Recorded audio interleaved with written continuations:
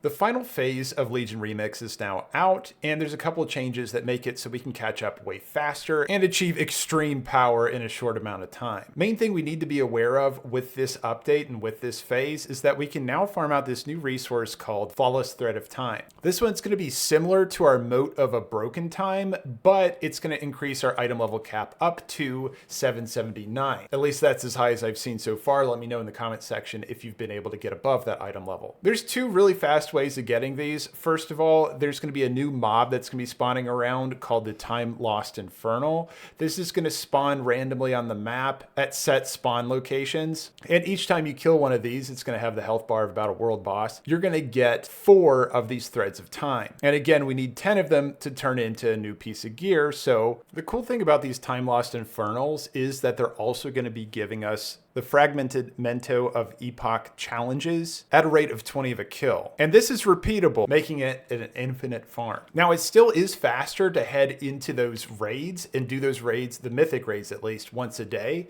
because we're still getting about 50 or more of those tokens per kill, and we're also getting 4 of those threads as well. So it seems like all bosses are flagged to drop threads. To get the most power gain possible, what we want to do is we want to do all of our mythic raids first, and then as much as we want, we can farm these infinite time lost infernals to get insane amounts of infinite power, but also get higher item level gear as well, which we can then scrap, and those scraps are also awarding us those infinite threads as well. Also, to help out players that aren't level 80 just yet on their Time Runner, there is a stacking buff called Time Runner's Mayhem. We can get this by completing infinite research assignments, and it stacks up to 10 times, making for a 30% increased experience bonus. This really stacks nicely with the increased experience gain we're already getting from infinite power. So level up alts to your heart's content, you can really get that alt army going. Speaking of an alt army, I do have a guide in the description that goes over exactly how you can leverage those alts to be able to give you an infinite dye farm. That will make it so you don't have to spend your gold on dye and pay those